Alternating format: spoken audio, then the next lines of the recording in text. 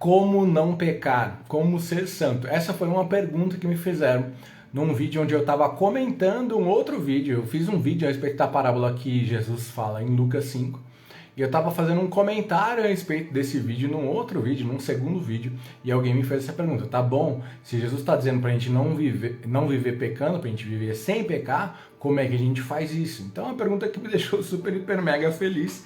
E aí eu fiz aqui um compilado, uma reunião de versículos, de textos bíblicos que apontam nessa direção. São textos bastante claros, mas que dão base bíblica para esse entendimento, vão nos guiar nessa direção. Primeiro texto, Hebreus 12, 14. Esforcem-se para viver em paz com todos e serem santos.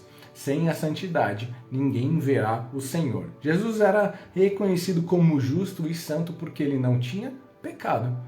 E Jesus fala diversas vezes para pessoas diferentes a mesma coisa. Não peque, não peques mais. Não peque mais para que não te aconteça coisa pior. Essa enfermidade era por causa do pecado. Jesus remove o pecado para a pessoa pecar de novo e ficar doente de novo. Negativo, de forma nenhuma. Não existe texto bíblico apontando para essa realidade de ficar pecando e pedindo perdão. Não é isso que Jesus disse. Não é isso que Jesus quer, não é essa expectativa de Jesus e não é para isso que Jesus nos deu a cruz. Então os textos vão mostrar isso para a gente.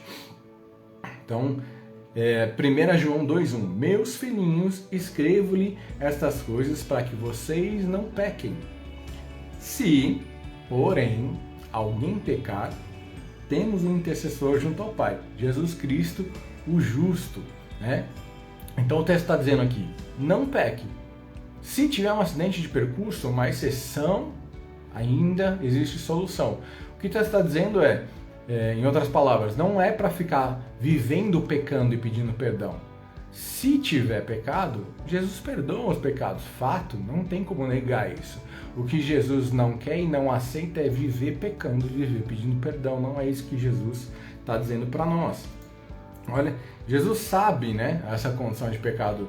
Justamente em Lucas 5, que é o texto que deu origem ao primeiro vídeo, ele fala assim na parte B, eu não vim chamar justos, mas pecadores ao arrependimento. Então, primeira coisa, ele não veio chamar para o perdão, ele veio chamar para o arrependimento. Então, o arrependimento precede o perdão.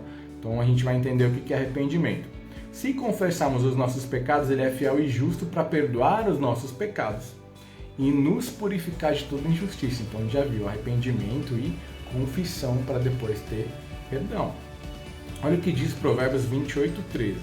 Quem esconde os seus pecados não prospera, mas quem confessa e abandona encontra misericórdia. Então, a gente já viu, Jesus veio chamar a gente para o arrependimento, para a gente confessar, ser perdoado, para a gente abandonar e encontrar misericórdia. Então é um caminho que a gente precisa percorrer, não é simplesmente pedir perdão.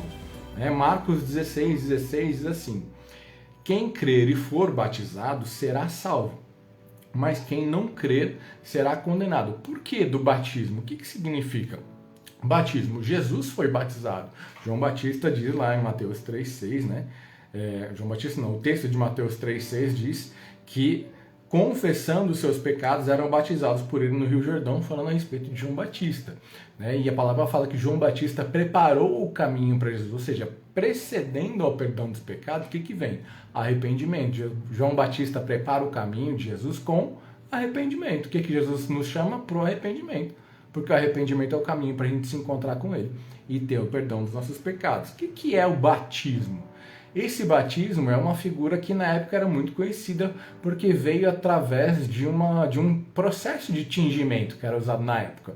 Então você tinha lá um balde com a tinta vermelha, verde, e aí você tinha lá a roupa feita sempre branca e você tingia essa roupa branca numa tinta verde, numa tinta azul, numa tinta vermelha e assim por diante. Então você pegava esse tecido e você imergia, você mergulhava, afundava o tecido dentro daquela tinta, chacoalhava lá, dava uma segurada até aquele tecido absorver aquela tinta. A hora que o tecido branco saía, ele saía com outra cor, já nem lembrava mais o tecido que tinha entrado na tinta.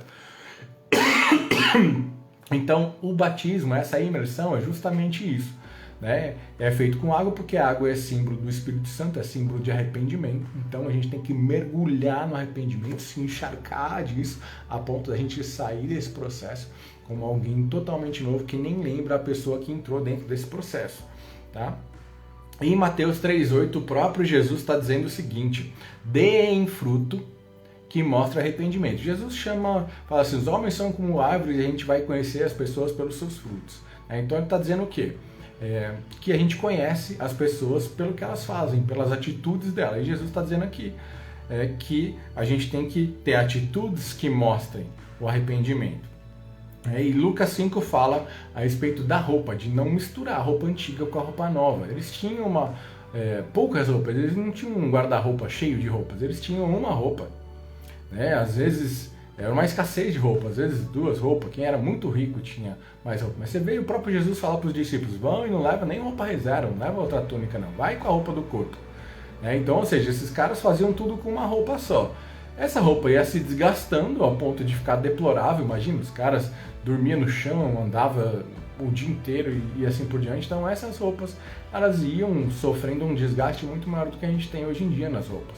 E quando a pessoa tinha uma roupa nova, ela não ia pegar e ficar fazendo remendinho na roupa velha, rasgada, toda detonada. Ela não ia pegar e ficar cortando a roupa nova para ficar remendando a roupa velha.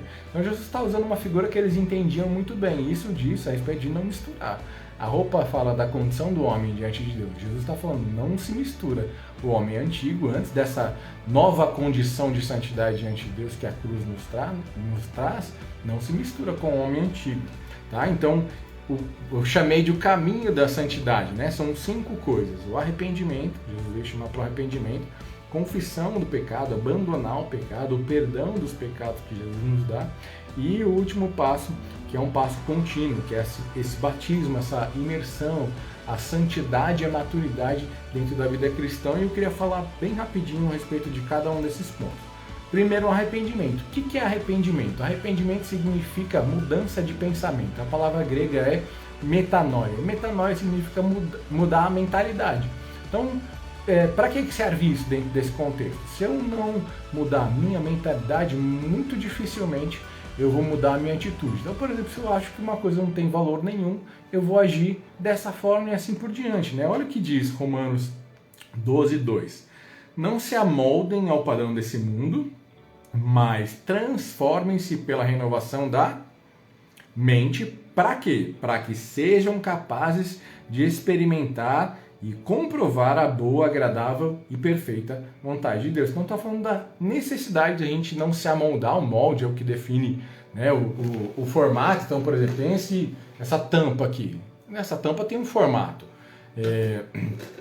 Tem um molde que é usado para fazer essa tampa, né, de plástico injetado, isso aqui e tal. Mas tem um negócio que dá a forma.